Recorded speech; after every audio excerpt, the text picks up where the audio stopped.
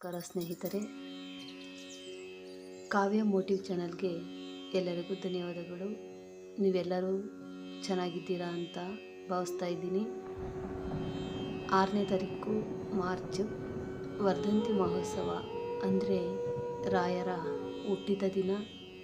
ತುಂಬ ವಿಶೇಷವಾಗಿ ನಾನಾ ಕಡೆಯಲ್ಲಿ ನಾನಾ ರೀತಿಯಲ್ಲಿ ಅವರನ್ನು ಸ್ಮರಣೆ ಮಾಡುತ್ತಾ ಅದ್ಧೂರಿಯಾಗಿ ಪೂಜೆ ಮಾಡ್ತಾರೆ.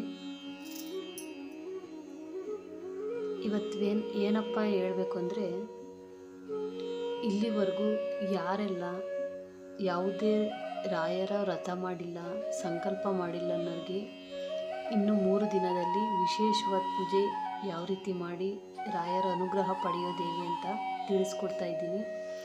ನಾವು ಇಲ್ಲಿವರೆಗೂ ರಾಯರ ಪೂಜೆ ಮಾಡಿದ್ದೀವಿ, ಯಾವುದೇ ವ್ರತ ಮಾಡಿಲ್ಲ, ಸಂಕಲ್ಪ ಮಾಡಿಲ್ಲ ಅನ್ನೋರಿಗೆ ಒಂದು ಸುಲಭ ವಿಧಾನದಲ್ಲಿ ಒಂದು ಪೂಜೆ ಹೇಳ್ತಾ ಇದ್ವಿ. ಏನಪ್ಪ ಅಂದರೆ, ನಾಳೆ ನಾಡಿದ್ದು ಮತ್ತು 6ನೇ ತಾರೀಕು ಬೆಳಿಗ್ಗೆ ಪ್ರತಿದಿನ 3 ದಿನ ಬೆಳಿಗ್ಗೆ ಮನೆ ಸ್ವಚ್ಛ ಮಾಡಿ, ಮತ್ತು ರಾಯರ ಫೋಟೋ ನೀವು ಸ್ವಚ್ಛವಾಗಿ ಬ್ರಾಹ್ಮಿ ಮುಹೂರ್ತದಲ್ಲಿ ಅಂದರೆ ಬೆಳಗಿನ ಜಾವ 5:40ರಿಂದ 6 ಗಂಟೆ ಒಳಗೆ ನೀವು ಯಾವಾಗ ಬೇಕಾದರೂ ಒಂದು ಸುಲಭ ವಿಧಾನದಲ್ಲಿ ರಾಯರ ಅನುಗ್ರಹಕ್ಕಾಗಿ ಸುಲಭ ವಿಧಾನದಲ್ಲಿ ಯಾವ ರೀತಿ ಪೂಜೆ ಮಾಡಬೇಕು ಅನ್ನೋದನ್ನ ತಿಳಿಸ್ಕೊಡ್ತಾ ಇದ್ದೀನಿ. ಮೊದಲಿಗೆ ರಾಯರ ಫೋಟೋ ಎಲ್ಲ ಸ್ವಚ್ಛ ಮಾಡಿ, ನಿಮಗೆ ಅನುಕೂಲ ತಕ್ಕಂತೆ ಹೂವುಗಳು ಮತ್ತು ತುಳಸಿ, ತುಂಬ ವಿಶೇಷವಾದದ್ದು ರಾಯರಿಗೆ ತುಳಸಿ ಇದ್ದರೆ ತುಳಸಿ ಹಾಕಿ 2 ತುಪ್ಪದ ದೀಪ ಹಚ್ಚಬೇಕು. 2 ತುಪ್ಪದ ದೀಪ ಹೊರತುಪಡಿಸಿ ಬೇರೆ ಮಣ್ಣಿನ ದೀಪ ಅಥವಾ ಹಿತ್ತಾಳೆ ದೀಪ ಯಾವುದಾದ್ರೂ ಪರವಾಗಿಲ್ಲ, ಯಾವುದೇ ಆಗಲಿ ಸುಲಭ ಅಂದರೆ ನಿಮಗೆ ಅನುಕೂಲಕ್ಕೆ ತಕ್ಕಂತೆ 7 ದೀಪಗಳನ್ನು, 2 ತುಪ್ಪದ ದೀಪವನ್ನು ಬಿಟ್ಟು 7 ದೀಪಗಳನ್ನು ರಾಯರ ಫೋಟೋದ ಮುಂದೆ ಪ್ರತಿದಿನ ಅಂದರೆ 3 ದಿನ 5 ಗಂಟೆ 5:30ಗೆ ನೀವು ಪೂಜೆ ಮಾಡಬೇಕು. ಈ ಪೂಜೆ ಮಾಡಿದ ನಂತರ ಪಕ್ಕದಲ್ಲಿ ಎಲ್ಲಾದರೂ ಹತ್ರದಲ್ಲಿ ರಾಯರ ಮಠ ಇದ್ದರೆ ಹೋಗಿ ರಾಯರ ಪ್ರದಕ್ಷಿಣೆ ಹಾಕಿ ಅಲ್ಲಿ ಕೊಡುವ ಮಂತ್ರಾಕ್ಷತೆಯನ್ನು ತಗೊಂಡು ಬಂದು ರಾಯರ ಪಾದದಲ್ಲಿಟ್ಟು ಸ್ಮರಣೆ ಮಾಡಿ ಅದನ್ನು ನಿಮ್ಮ ಮನೆಯಲ್ಲಿ ಹುಷಾರ ಮಡಿಕೋಬೇಕು. ಈ 3 ದಿನದಲ್ಲಿ ಯಾವುದೇ ಮಾಂಸಾಹಾರ ಪದಾರ್ಥಗಳನ್ನು ಮನೆಯಲ್ಲಿ ಮಾಡಬಾರ್ದು. ಯಾಕಂದರೆ ನಾವು ಯಾವುದೇ ಕೆಲಸ ಮಾಡಬೇಕಂದ್ರೂ ಅದರಿಂದ ನಾವು ಫಲನ ಬಯಸ್ತಾ ಇದ್ದೀವಿ. ಏನಾದರೂ ನಮ್ಗೆ ಒಳ್ಳೆಯದಾಗುತ್ತೆ ಅಂತನ ಒಳ್ಳೆಯದಾಗಬೇಕು ಅಂದರೆ ಯಾವುದೇ ಅಂಟು ಮುಂಟು ಮಾಡ್ಕೊಳ್ಬಾರ್ದು. ಒಂದು ವೇಳೆ ಮನೆಯಲ್ಲೇ ನಿಮ್ಮ ಮಕ್ಕಳುಗಳೋ ಇಲ್ಲ ಯಾರಾದರೂ ಮಂತ್ಲಿ ಪ್ರಾಬ್ಲಮಲ್ಲಿದ್ದರೆ ದಯವಿಟ್ಟು ಪೂಜೆ ಮಾಡ್ಬೋದು. ಮನೇಲಿ ಯಾರೋ ಒಬ್ಬರು ಪ್ರಾಬ್ಲಮಲ್ಲವ್ರೆ ಅಂತ ಹೇಳ್ಬಿಟ್ಟು ಪೂಜೆನೇ ಮಾಡದೇ ಇರೋಕ್ಕಾಗಲ್ಲ.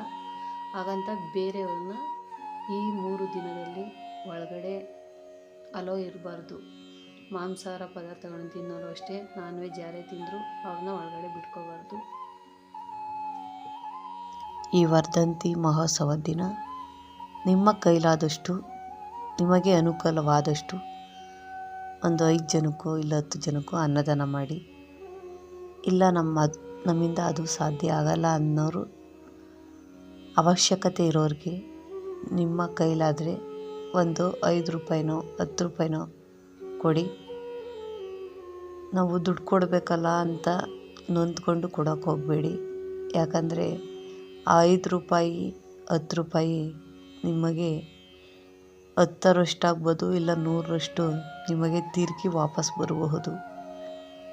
ಯಾವುದೇ ನಾವು ದಾನ ಧರ್ಮ ಮಾಡಬೇಕಾದ್ರೆ ಧಾರಾಳ ಮನಸ್ಸಿರಬೇಕು. 1000 ರೂಪಾಯಿ ಕೊಟ್ಟರೆ ಅಲ್ಲ ದಾನ, ನೀವು ಮನಸಾರೆ ಅವಶ್ಯಕತೆ ಇರೋರಿಗೆ 1 ರೂಪಾಯಿ ಕೊಟ್ಟರು ಅದು ದಾನವಾಗುತ್ತೆ. ಈ ವರ್ಧಂತಿ ಮಹೋತ್ಸವದ ದಿನ ಈ ಕೆಲಸ ಮಾಡಿ. ಮತ್ತು ಮನೆಯಲ್ಲಿ ರಾಯರ ಫೋಟೋ ಮುಂದೆ 2 ತುಪ್ಪದ ದೀಪ ಹಚ್ಚಿ, ಹಾಗೆ ರಾಯರ ಆರಾಧ್ಯ ದೈವಗಳಾದ ವಿಷ್ಣು ಮತ್ತು ಶ್ರೀಕೃಷ್ಣನ ಮುಂದೆ 7 ದೀಪಗಳನ್ನು ಹಚ್ಚಬೇಕು. ವಿಷ್ಣು ಮತ್ತು ಶ್ರೀಕೃಷ್ಣನ ಫೋಟೋ ಇಲ್ಲ ನಮ್ಮ ಮನೆಯಲ್ಲಿ ಅನ್ನೋರು ಅವರ ಹೆಸರನ್ನು ಮನಸ್ಸಿನಲ್ಲಿ ಸ್ಮರಣೆ ಮಾಡುತ್ತಾ, ಅವರ ನಾಮ ಸ್ಮರಣೆ ಮಾಡುತ್ತಾ ದೇವರಿಗೆ ದೀಪ ಹಚ್ಚಬಹುದು. ಈ 3 ದಿನದ ಸಮಯದಲ್ಲಿ ಬಹಳ ಮುಖ್ಯವಾದುದು ಅಂದರೆ ನಾವು ಸ್ವಚ್ಛವಾಗಿರೋದು. ಮನೆಯೆಲ್ಲ ಒರೆಸ್ಬೇಕಾದ್ರೆ ಗಂಜಲ ಹಾಕೋದು. ಆದಷ್ಟು ನಾವು ಮನೆಯನ್ನು ಕ್ಲೀನಾಗಿ ಇಟ್ಕೋಬೇಕು. ಯಾವುದೇ ಅಂಟು ಮುಂಟಾಗಬಾರ್ದು. ಮನೆಯಲ್ಲಿ ನಾನ್ ವೆಜ್ ಕೂಡ ಮಾಡಬಾರ್ದು. ಯಾಕೆ ಪದೇ ಪದೇ ನಾನ್ ವೆಜ್ ಬಗ್ಗೆ ಮತ್ತು ಅಂಟು ಮುಂಟಿನ ಬಗ್ಗೆ ಹೇಳ್ತಾ ಇದ್ದೀವಿ ಅಂದರೆ, ಮಡಿ ಮೈಲಿಗೆ ಎಲ್ಲ ಕರೆಕ್ಟಾಗಿರಬೇಕು.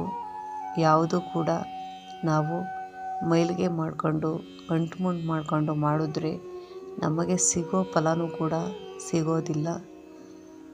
3 ದಿನ ಅಷ್ಟೇ ಮನಸಾರೆ ಒಂದು ತುಳಸಿ ದಳ ಇಟ್ಟು ಪೂಜೆ ಮಾಡಿ ರಾಯರ ಅನುಗ್ರಹಕ್ಕೆ ನಾವು ಪಾತ್ರರಾಗಬೇಕು ಎಂಬ ಆಸೆ ಇದ್ದರೆ ಒಳ್ಳೆ ಮನಸ್ಸಿನಿಂದ ಪೂಜೆ ಮಾಡಿ 3 ದಿನದಲ್ಲಿ.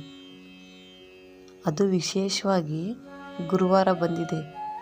ಇದು ಎಷ್ಟೋ ಜನ್ಮದ ಪುಣ್ಯ ಅಂತ ಅಂದ್ಕೊಬೋದು. ಯಾಕಂದರೆ ಅವತ್ತು ರಾಯರಿಗೂ ವಿಶೇಷವಾದ ದಿನ. ಗುರುರಾಯರಿಗೂ ಗುರುವಾರ ಬಂದಿರೋದು ತುಂಬ ವಿಶೇಷವಾದ ದಿನ. ಅದಕ್ಕಾಗಿ ಹೇಳ್ತಾ ಇದ್ದೀನಿ, ಈ 3 ದಿನದಲ್ಲಿ ನಮ್ಮ ಕೈಲಿ ಏನೂ ಮಾಡೋಕ್ಕಾಗೋದಿಲ್ಲ ಅಂದರೂ ಕೂಡ ಪರವಾಗಿಲ್ಲ, ಒಂದು ತುಳಸಿ ದಳದಿಂದ ರಾಯರನ್ನ ಪೂಜೆ ಮಾಡಬಹುದು. ಹಾಗೆ ವಿಷ್ಣು ಮತ್ತು ಕೃಷ್ಣನ ಮುಂದೆ ಫೋಟೋದ ಮುಂದೆ ವಿಷ್ಣು ಸಹಸ್ರನಾಮ ಹೇಳಿ ಮತ್ತು ಅಷ್ಟೋತ್ತರ ನಾಮಗಳನ್ನು ಹೇಳಿ. ನಿಮಗೆ ಒಂದೇ ದಿನ ಹೇಳೋಕ್ಕಾಗಿಲ್ಲ ಅಂದರೆ 3 ದಿನದಲ್ಲಿ 3 ದಿನವೂ ಕೂಡ ಹೇಳಿ ತುಪ್ಪದ ದೀಪ ಬೆಳಗಿಸಿ. ಯಾವುದೇ ಆರೋಗ್ಯ ಸಮಸ್ಯೆ ಇರಲಿ, ಹಣದ ಸಮಸ್ಯೆ ಇರಲಿ, ಇಲ್ಲ ಬೇರೆ ಬೇರೆ ಯಾವುದೇ ಕಷ್ಟ ಇದ್ದರೂ ರಾಯರು ಬಗೆಹರಿಸ್ತಾರೆ, ನಮಗೆ ಒಳ್ಳೆಯದನ್ನೇ ಮಾಡ್ತಾರೆ ಸ್ನೇಹಿತರೆ. ಈ ವರ್ಧಂತಿ ಸಮಯದಲ್ಲಿ ರಾಯರು ನಮ್ಮನ್ನೇ ನೋಡ್ತಾ ಇರ್ತಾರೆ. ನಮ್ಮ ಬಗ್ಗೆ ಎಷ್ಟು ನಂಬಿದ್ದಾರೆ, ಅವರು ನಮ್ಮನ್ನು ಎಷ್ಟು ಅರ್ಥ ಮಾಡ್ಕೊಂಡಿದ್ದಾರೆ ಅಂತ ಅವರು ನಮ್ಮನ್ನು ನೋಡ್ತಿರ್ತಾರೆ. ಹಾಗಾಗಿ ಹೇಳ್ತಾ ಇದ್ದೀನಿ, ಈ ವರ್ಧಂತಿ ಮಹೋತ್ಸವದ ಸಮಯದಲ್ಲಿ ಯಾವುದೇ ಕಾರಣಕ್ಕೂ ಮಿಸ್ ಮಾಡ್ಕೊಳ್ಳೋಕೆ ಹೋಗಬೇಡಿ. ಇದು ತುಂಬ ವಿಶೇಷವಾದ ದಿನ. ಎಷ್ಟೋ ಜನ್ಮದ ಪುಣ್ಯ ಅಂತಲೂ ಕೂಡ ಹೇಳ್ಬೋದು ಸ್ನೇಹಿತರೆ. ಎಲ್ಲರಿಗೂ ರಾಯರ ವರ್ಧಂತಿ ಮಹೋತ್ಸವದ ಶುಭಾಶಯಗಳು. ಈ ಪುಟ್ಟ ವಿಡಿಯೋನ ಕೊನೆವರೆಗೂ ನೋಡಿ. ಹಾಗೆ ಚಾನಲ್ನ ಸಬ್ಸ್ಕ್ರೈಬ್ ಮಾಡ್ಕೊಂಡಿಲ್ವ ಅಂದರೆ ದಯವಿಟ್ಟು ಸಬ್ಸ್ಕ್ರೈಬ್ ಮಾಡ್ಕೊಳ್ಳಿ.